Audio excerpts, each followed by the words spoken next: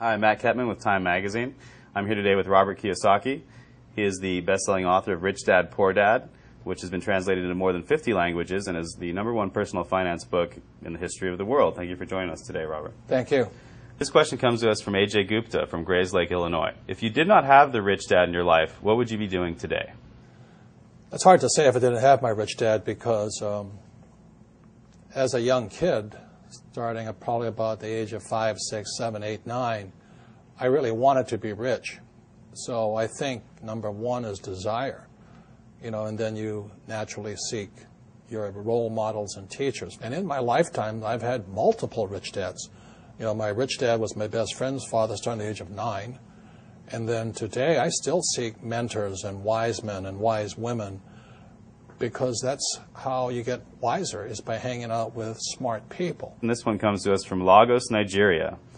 What made you write Conspiracy of the Rich? It goes back to why don't we have financial education in our schools? I mean, good question, right? Right.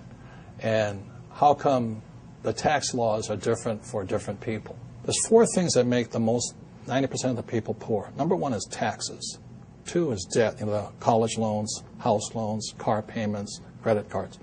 3 is inflation. Everything goes up because taxes go up. It's not because things are more expensive. It's taxes. If I have to pay more taxes, I have to pass that on.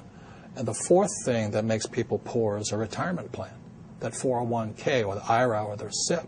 I don't need a retirement plan because all of my assets produce income. So like I have 1,400 apartments. Every month I get a check. Why do I need a retirement plan? I have 8 oil wells. Every month I get a check. Are there some people who should play it safe and do the traditional route and just pick up a house, pay the mortgage? That's probably the most dangerous thing you can do today. What's happening in the Western world, in America, we're going to become a third world nation, rich and poor. That's it. The middle class is being wiped out. So the people in the middle, whoever's left in there, will be the ones paying the taxes, the debt, the inflation. The middle class is they're the pack mule. Is there any way a government can help this, or is it really based on the individual to come up? You have to decide which side of the fence you're on, rich or poor. Make up your mind. Yeah. Make up your mind. I made up my mind. It's rich dad, poor dad. I want to listen to my old man, PhD. The government will take care of me. You save your money. And as you're saving your money, the Federal Reserve is printing trillions of dollars. How stupid can you be? And invest your money for the long term in a well-diversified portfolio of mutual funds, send it straight to Wall Street so that they can pay their brokers $10 million a year bonuses. How stupid does a person have to be? Wake up. Do they teach you that in college-level economics or no? Hell no. Are you kidding me? Absolutely not. By design. If you read Conspiracy of the Rich, 1903, John D. Rockefeller took over the financial education system by creating the General Education Board. And since then, the rich have controlled what is taught at schools. This question comes to us from Tokyo. Jay Sienna asks, you always say that your poor dad forbade everyone to talk about money at the dinner table. Did you ever ask him why?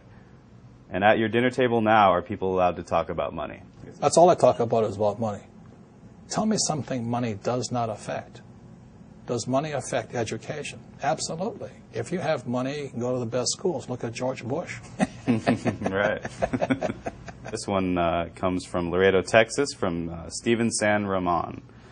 When you and your wife were living out of your car, how did you remain so confident that you would be able to accumulate enough wealth to not only retire rich, but young as well? Well, confidence comes from discipline and training. I think one of the best things that happened for me was I kept flunking out of school. And I realized it wasn't school that was a problem, it was a lack of discipline. And so that's one of the reasons that I went to military school. The military trains you that there's 4 strengths. There's mental strength, emotional strength, physical strength, and spiritual strength. So that's what kind of kept me going. Is there a time to bail out on a project, though? When... I don't that's not in my vocabulary. Yeah. Look, I have an unfair advantage, I went to war. And at war, I'm alive because other guys died for me. When you see stuff like that, how can I quit? Most guys are just wimps, pussies, cowards. They don't have it. So they should get a job. Muhammad Zafar asks, is it possible for a person with no money and few resources to still make a fortune? How? Get off your butt. You have to get smart. You have to look for teachers. I mean, it's pretty obvious. Like I said, if you want to be a mechanic, you go hang out with mechanics. You want to be a school teacher, hang out with school teachers. Right? It's really simple. I mean, and it takes determination, discipline, drive, correction. Can't quit.